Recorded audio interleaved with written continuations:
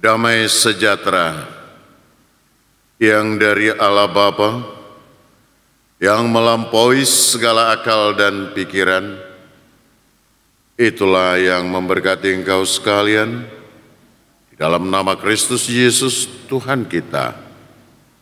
Amin.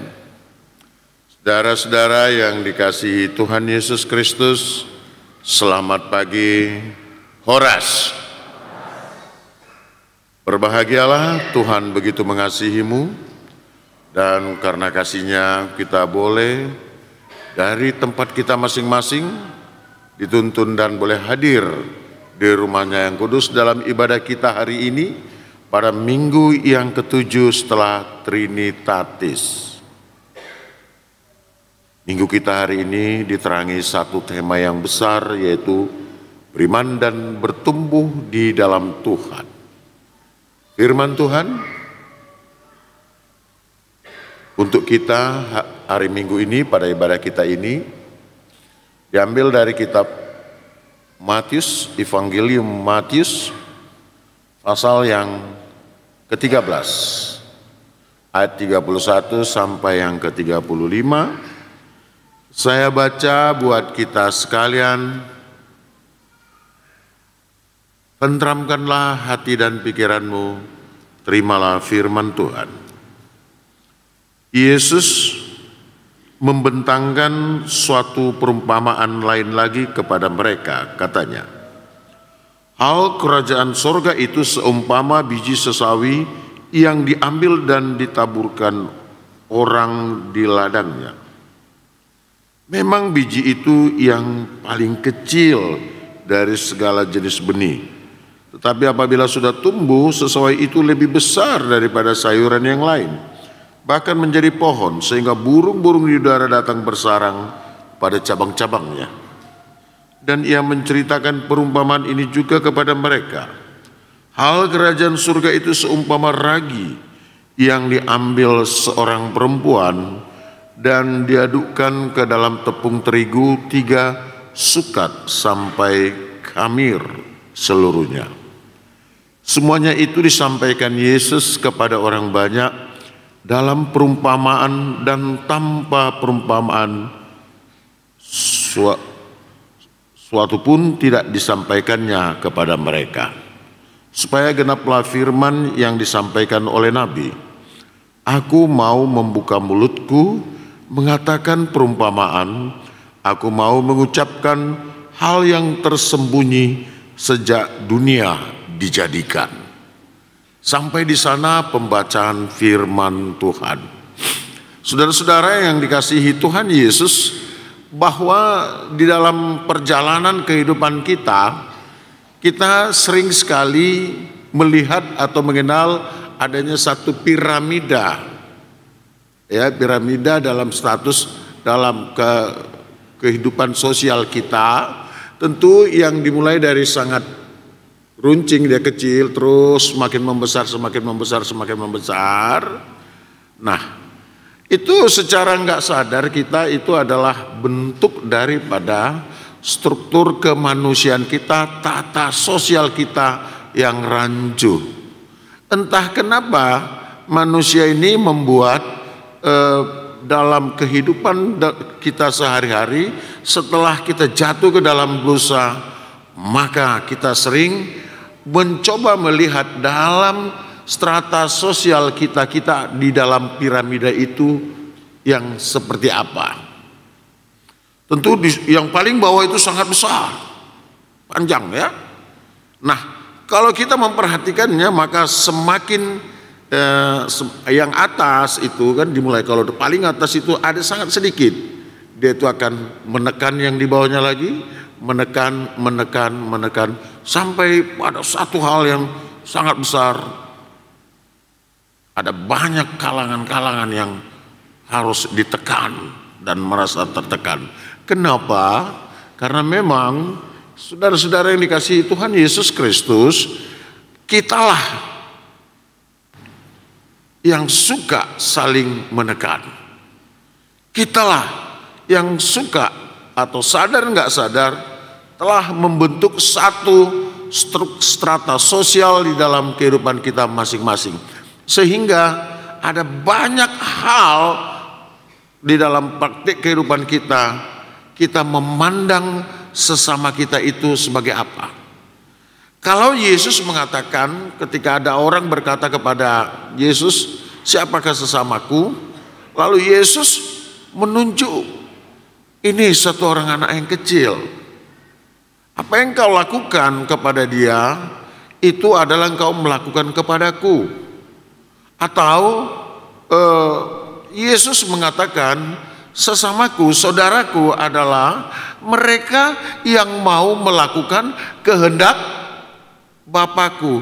Pertanyaannya dalam kehidupan kita, ada berapa manusia, atau mungkin kita yang ada di dalam kebaktian kita hari ini, ada berapa kita yang mau melakukan kehendak Bapa di surga? Apa kehendak Bapa di surga? Itu sangat simpel, ya.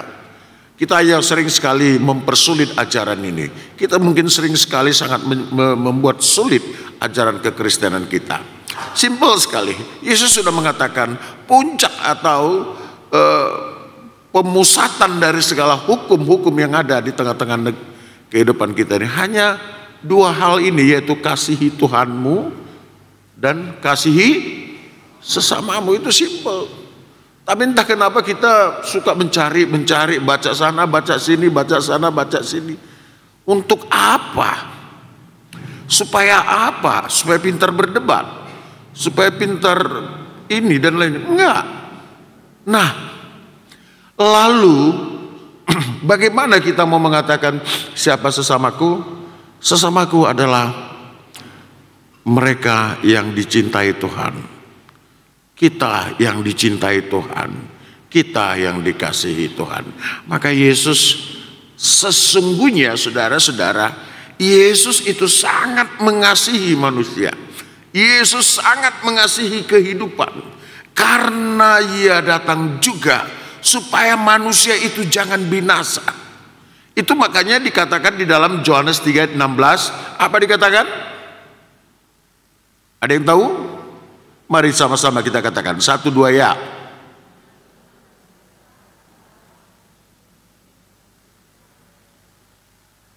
Kok mulai bersungut-sungut ya? Antara salah dan gak salah ya. Yohanes 3:16.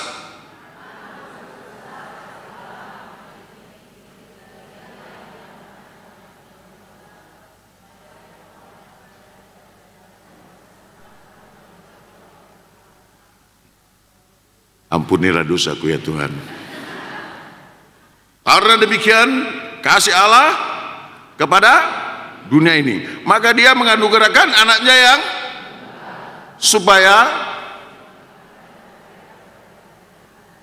tidak binasa, melainkan beroleh hidup yang kekal.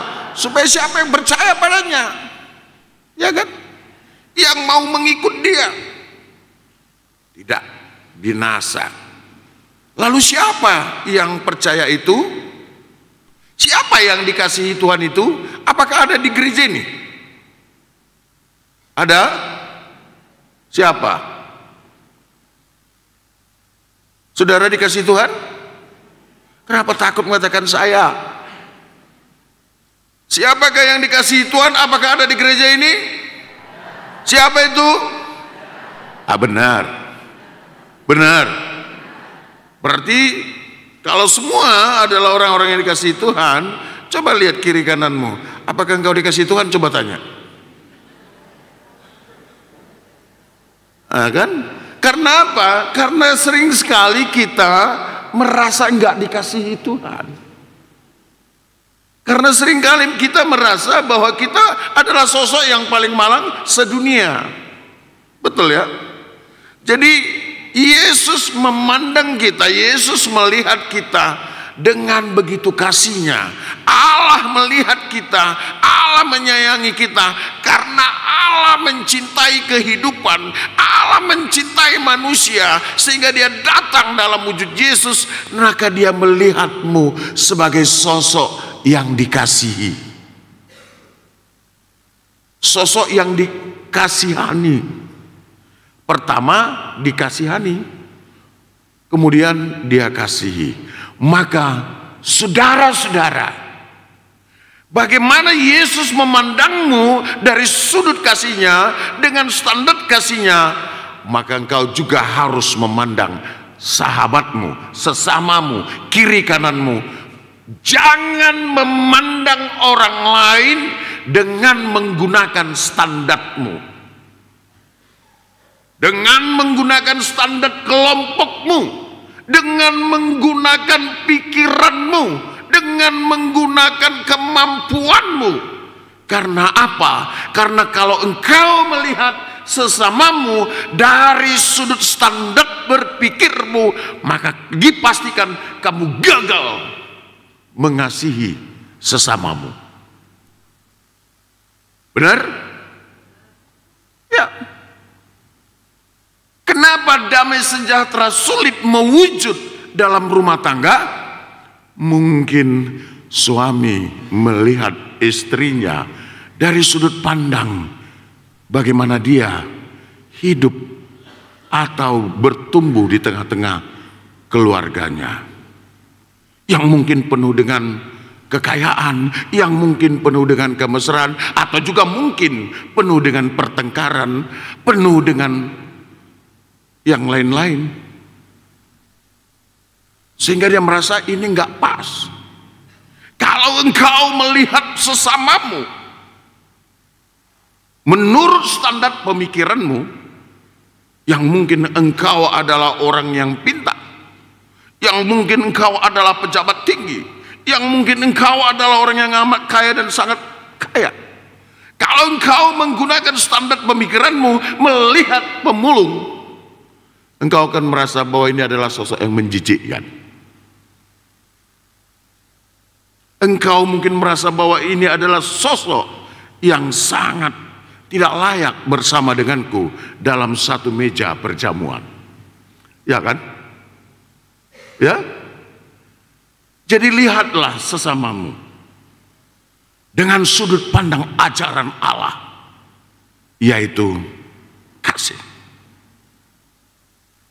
Ya, jangan merasa jijik dengan sesamamu, apalagi dengan orang tuamu yang mungkin sudah sangat lemah, yang mungkin harus membutuhkan perawatan, yang harus dimandikan, disuapi, lalu engkau merasa terbeban. Ini orang tua bikin susah, ini orang tua bikin saya sulit. Jangan. Karena apa? Dia adalah sesamamu, dia adalah manusia yang sangat mencintaimu. Lihatlah sesamamu, jangan menggunakan standarmu, karena engkau akan gagal di sana untuk mengaplikasikan hukum kasih. Ini yang mau Yesus sampaikan lewat ajarannya. Hal kerajaan surga itu adalah bagaikan satu biji sesawi yang sangat kecil. Saya ulik-ulik dan saya coba baca tentang biji sesawi yang dimaksud. Ini jangan sampai kita terjebak kepada sawi manis yang kita kenal di sini ya. Ini biji sesawi itu memang sangat kecil, bahkan ada perumpamaan mengatakan kalau engkau mempunyai iman sebesar biji sesawi saja, engkau akan mengatakan kepada gunung ini pindah, maka gunung itu akan pindah. Yesus tidak menginginkan hal yang besar-besar dari kita. Yakinlah, kita saja yang suka merasa besar. Yesus Allah tidak menginginkan kita itu sangat wah. Ya kan? Kita pingin wah kan? Mewah, gitu?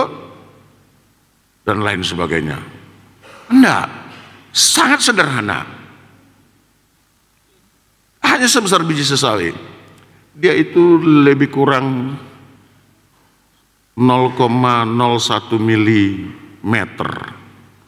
Yang hampir-hampir dia itu makhluk mikroskopis ya, yang nggak bisa dilihat dengan mata. tetapi harus dilihat dengan membantu mikroskop. Cuman karena dia masih 0,01, artinya untuk mendapatkan 100 gram biji ini dibutuhkan 21.000 biji. Itu hanya untuk 100 gram. Nah, yang sangat kecil ini terkadang hal-hal yang kecil-kecil ini dianggap remeh-temeh. Saudara-saudara yang dikasihi Tuhan Yesus Kristus, Yesus mengatakan, apa yang kau buat kepada yang kecil ini, engkau berbuat kepadaku. Apabila itu kita alegorikan dan kita aplikasikan dalam kehidupan kita, seringkali kita di dalam piramida struktur sosial itu, bahwa mereka yang paling dasar ini adalah orang-orang kecil yang mungkin dengan sembarangan saja, yang mungkin sering kita merasa nggak apa-apa ini kalau ditindas, nggak apa-apa ini kalau dilecehkan, mereka ini nggak mampu untuk bertahan, mereka ini kalau nggak ada saya, kalau nggak saya kasih makan, mereka ini nggak akan mampu bertahan hidup, maka wajar kalau mereka menghamba kepada saya. Wahai saudara yang dikasihi Tuhan Yesus, apakah engkau mengetahui kalau tidak ada Tuhan bahwa engkau boleh hidup? Apakah engkau nggak menyadari bahwa apa yang engkau miliki dan apapun yang melekat pada dirimu itu adalah anugerah Tuhan, dan Tuhan memperkenankan itu ada padamu, dan Dia bisa saja sesuatu saat untuk mencabutnya. Karena kalau Tuhan memberikan kesempatan apapun kepada dirimu, sesungguhnya Dia mau melihat apakah engkau dengan sangat bijaksananya, apakah engkau adalah sosok orang yang beriman, yang mau mempergunakannya bagi kemuliaan Tuhan dan bagi sesama. Karena soal kerajaan surga itu bukan soal besar, tetapi soal pertumbuhan. Ya, bertumbuh, itu yang pertama sekali harus kita lihat. Biji sesawi itu yang ditanam di tanah yang sangat baik. Di manakah ditanam itu yang sangat baik? Seharusnya itu adalah di hatimu.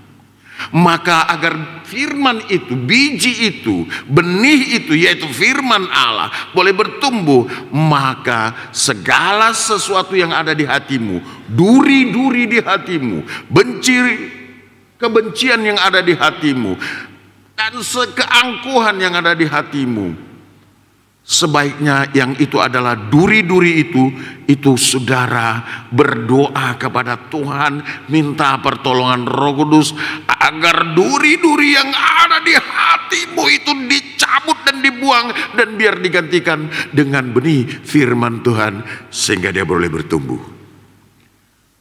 dan besar. Biji sesawi itu besar. Dari yang sangat kecil, kalau menurut catatan-catatan yang kita bisa baca, dia akan boleh bertumbuh besar, bisa memanjang sampai 3-4 meter, dan tentu dia akan menjadi sangat berguna, akan menjadi tempat berteduh dari panasnya matahari, dari sengatan matahari, akan menghasilkan buah sayuran yang bisa dimakan dan sangat baik buat kehidupan. Dan dia bisa menghasilkan oksigen dalam proses fotosintesisnya. Dia sangat baik juga untuk kehidupan.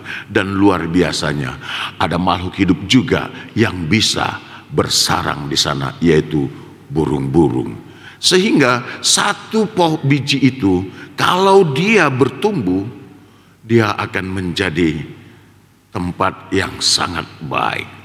Orang Kristen, seharusnya kehadiranmu boleh menjadi tempat berteduh. Engkau harus teduh, engkau harus menjadi peneduh. Di mana ada pertengkaran, ketika engkau ada datang, maka di sana akan ada kedamaian. Di mana ada duka cita, ketika engkau ada di sana, maka akan berubah menjadi sukacita. Di mana ada kelaparan, ketika engkau hadir di sana, mereka boleh mendapatkan berkat. Lalu dia juga mempergunakan perumpamaan yang lain, yaitu roti. Roti itu yang akan selalu ragi, yaitu sesuatu yang apabila disentuh dan bersekutu atau bersama dengan tepung akan melahirkan atau akan mengakibatkan atau akan menghasilkan satu roti yang boleh sangat lembut dimakan, sangat baik untuk kehidupan. Meski untuk membuat roti itu ada banyak tukang roti dibanting-banting dulu, ya kan? Tetapi satu hal yang luar biasa, bahwa ragi itu, ketika ragi itu menyentuh tepung, maka tepung itu akan berkembang, tidak bantet, enak dimakan, enak untuk kehidupan. Dan luar biasanya, ragi itu tidak pernah mempertahankan bentuknya. Ketika sebelum dicampur ke adonan roti dia bulat, sampai di dalam adonan itu dia tidak memaksa diri untuk tetap bulat, tetapi melarut. Hal kerajaan surga itu seperti itu. Bagaimana kita memandang sesama kita dari sudut pandang Tuhan. Dan ketika Tuhan datang, dia larut dalam kehidupan kita. Dia bersosial life, dia live in dengan kita, dan dia tahu apa persoalan kehidupan. Dia tahu bagaimana sombongnya manusia. Ketika dia mengatakan dari salibnya, dia mengatakan, aku haus, mereka hanya memberikan satu tuak atau satu apa yang sangat asam, dan tentu yang dirasakan boleh mematikan rasa. Saudara, bagaimana angkuhnya manusia yang meludahi dia. Bagaimana manusia atau murid-murid yang meninggalkannya. Di manakah yang 5.000 orang yang diberikannya makan? Di manakah orang yang dia sembuhkan? Di manakah mereka yang sudah dibangkitkan dari kematian? Di mana keluarganya yang bersorak ketika mereka mendapatkan penghiburan dari Tuhan Yesus? Dia melihat kesombongan manusia. Dia melihat bagaimana kesombongan kita, keangkuhan kemanusiaan. Dia melihat bagaimana orang yang dianiaya. Dia melihat bagaimana orang yang dipinggirkan dan terpaksa harus terpinggir. Dan dia tahu itu. Dia tahu apa artinya lapar. Dia tahu apa artinya haus. Dan itu adalah ulah dari manusia untuk manusia. Maka dia memandang kehidupan ini. Saudara, Yesus tidak hanya mau membebaskan orang yang tertindas, bahkan Yesus mau membebaskan orang yang menindas, supaya tidak ada lagi penindasan. Kalau penindasan itu ada yang menindas dan ada yang tertindas, maka dia datang. Wahai kamu yang diberikan Tuhan kesempatan mendapatkan anugerah apa saja pun itu, perhatikanlah. Engkau harus boleh bertumbuh. Engkau harus boleh menjadi peneduh. Engkau harus boleh tempat orang untuk dapat mendapatkan atau merasakan kebaikan Tuhan. Dan engkau jangan pertahankan bentukmu untuk bersekutu dengan sesamamu. Mari, lihat, sambut sesamamu. Jangan dari sudut kepentinganmu. Jangan dari standar pemikiranmu. Tapi lihatlah dia sebagai sesama, sebagaimana yang Tuhan ajarkan. Jadi sejak sekarang, maka ini harus menjadi satu hal yang sangat luar biasa bagi kita. Allah ingin engkau bertumbuh. Saudara, ketahuilah bahwa kita sudah lama Kristen. Bahwa kita sudah lama mengatakan, aku percaya kepada Allah Bapa, Putra dan Roh Kudus. Kita sudah lama berdoa dengan doa yang diajarkan oleh Tuhan Yesus. Bapa kami yang di surga, dikuduskanlah namamu. Pertanyaan, dan mungkin ini adalah pertanyaan yang harus saudara bawa pulang dan saudara jawab di rumah dengan berdoa memohon petunjuk daripada Tuhan. Saudara, adakah kesaksianmu atau pengakuan imanmu itu berbuah? Saudara, adakah engkau memperoleh pertumbuhan dalam imanmu? Kalau begini-begini saja, kalau kita tidak mendapatkan pertumbuhan, maka sejak sekarang mari kita berdoa terus, berdoalah terus, berdoalah terus. Dan serentak dengan itu, cabutlah, buanglah duri-duri yang ada di hatimu, yang membuat engkau tidak menyenangi orang lain, yang membuat engkau membenci yang lain, yang membuat engkau mendendam pada orang lain, yang membuat engkau merencanakan yang tidak baik dalam kehidupanmu. Buang, buang, dan buang. Sehingga pada akhirnya engkau boleh bertumbuh, bahkan menjadi tempat berteduh, bahkan bisa memberikan kehidupan bagi yang lain. Bersekutulah tanpa harus mempertahankan egomu. Bersekutulah tanpa harus mempertahankan kesombongan dan keangkuhanmu. Larut. Karena Yesus Allah itu mau datang dan larut dengan kita. Dia bersosial life dengan kehidupan kemanusiaan. Lalu siapakah engkau di hadapan Tuhan?